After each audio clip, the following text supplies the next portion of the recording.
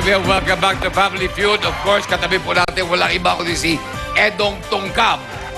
Okay? Tatanungin kita ng 5 tanong. Yun din ang same 5 questions na itatanong ko kay Wally na kasalukuyang nasa soundproof booth.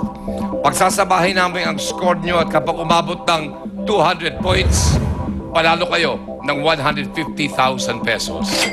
Okay? Bibigyan natin ng 20 seconds para sumagot. Kung di mo namang answer, pwede ka rin pag-pass, tapos babalikan natin kung may oras pa. Okay? Okay. 20 seconds on the clock. Hindi magsisimula ang ating timer hanggat hindi ko natatapos ang unang tanong. Good luck. Kailan isinusugod sa ospital ang isang may trangkaso? May sakit? Asian country na maraming OFW. Japan? Bukod sa pinto, saan ka pa pwedeng pumasok? Sa likod? Saan madalas may pila? Sa LRT? Saan na malapit ang mag-menopause ang babae? Pass! Saan na malapit ang mag-menopause ang babae? Isa lang. Yun, sayang eh. Kung kailan ka nag-pass, yun ang panghuling tarong. Ito, tapos ulit-ulitin ko pa para akong loko-loko. Okay, eto na tayo. Tulad na nabanggit ko sa'yo kanina, ang kailangan lang natin 200 points. Tulad tanong, kailan isinusugod sa ospital ang isang may trangkaso? Ang sinagot mo, May sakit. may tsakit. May tsakit. Survey says, 0. Asian country na maraming OFW. Ang sagot ni Edong, Japan. Japan. Survey says, 13. Oh, pwede. O kulang lang 187. Bukod sa pinto, saan ka pa pwedeng pumasok? Sa likod. As sagot mo sa likod. Opo. Diba? Pwede. Survey says, yun. Saan madalas may pila? LRT. LRT. Survey says, 8. Uy! May ano ba? Wow, 179 na lang. Eto, maganda to ha. Maganda ang laban ito. Eto, pinakamaganda sa lahat. Pass. Sign na malapit ang mag-menopause ang babae. Pass. Inulit ko. Pass pa rin.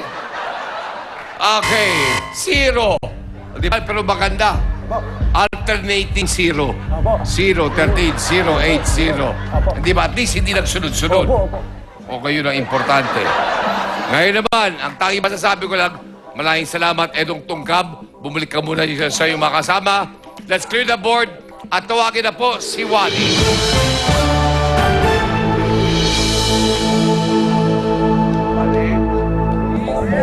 Welcome back, pare. Kinakabang ka, pampalakas loob. Yeah. Okay. Wally. Wally. Oh. Okay, lagi natin kasi sinisimulan, pare, may good news, may bad news. Okay? Ang masasabi ko lang ngayon, walang good news, puro bad news lang.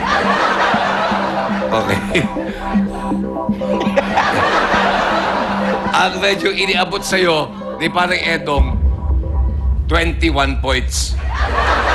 Kaya kailangan natin 200 eh. So, 179 to go. Laki mong yan?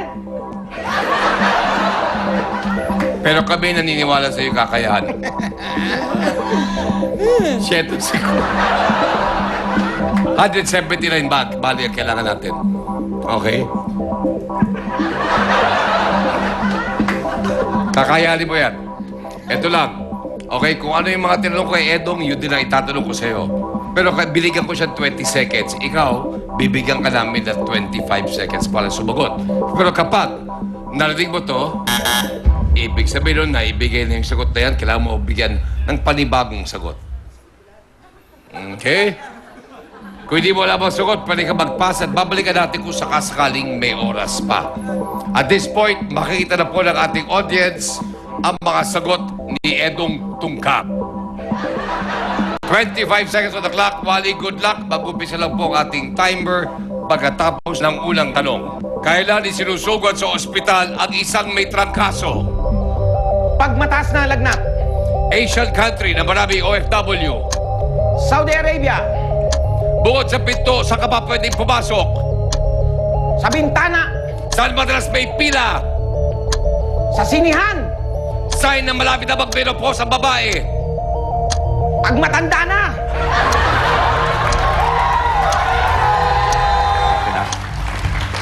Okay. Dito ka kaibigan, lapit ka lang ng konti. Ang kailangan natin, 179 points. Kakayanin natin. Unang tanong, kailan isinusugod sa ospital ang isang may trangkaso? Ang sinugot mo, pagbatas ang lagnat. Yun ang number one answer. Survey says, yan, 59. Asian country na maraming OFW. Ang sagot ni Wally, Saudi Arabia. Ang survey says, 0. Number one answer, Hong Kong. Asian country. Oy. Okay. Bukod sa pinto, saan ka pa pwedeng pumasok? Your answer. Bintana. The number one answer. Ayon sa ating survey,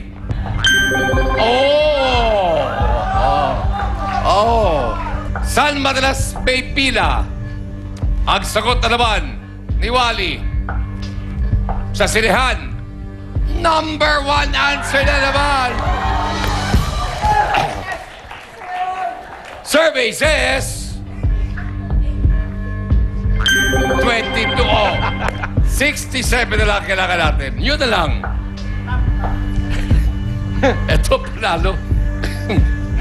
Sign na malapit ng mag-menopause ang babae. At sinabi ni Wally ay pag matanda na. Survey says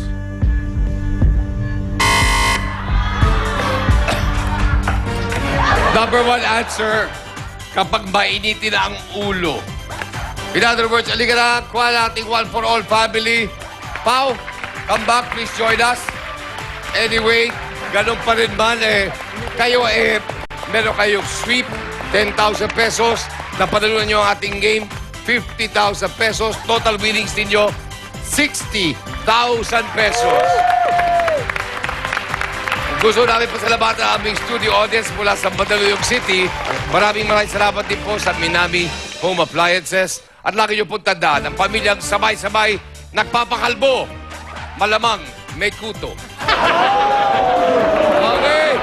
Mga kaibigan, ako po si Edu Manzano, Paolo Andagang, Wally Andagang. Maraming salamat.